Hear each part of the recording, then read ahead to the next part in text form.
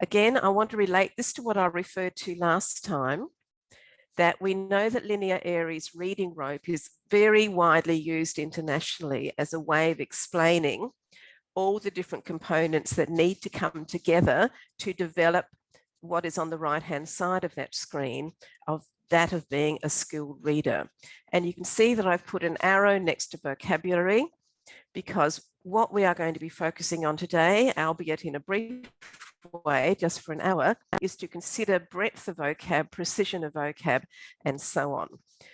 And the vocabulary that people hear spoken and the vocabulary that people use is significantly important for the development of other reading skills as much as their spoken language and so on. And again, if I tie it into what I referred to last time, the Big Six of reading has vocabulary as one of its components. Now, for those of you who were unable to join us in the first session, these 6 components are considered to be crucial as part of a comprehensive reading program.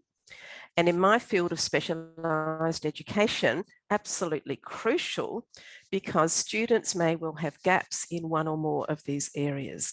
So last time we looked at oral language, today we're looking at vocabulary. Those 2 components affect the following 4. If they don't have a burgeoning oral language and vocabulary, then it's going to be very problematic in terms of your instruction and in terms of them making their way in the world, even beyond your tutoring sessions. So let's just show you some of the research, because this helps us understand why before we move on to the how and the what. Now, Beck, McCowan and Kuchen, and this is a date of their 2nd edition of their book called Bringing Words to Life. Back in 2002, in the 1st edition, they published their book that was very provocative, because what they were saying was that those of us who teach, no matter what age, those of us who teach had dropped the ball in terms of vocabulary instruction and student vocab development. And they cited masses of research and continue to do so. Now, I refer to it as Beck, McCowan and Kuchen kind of threw in the reminder and said, right, everybody, lift your game.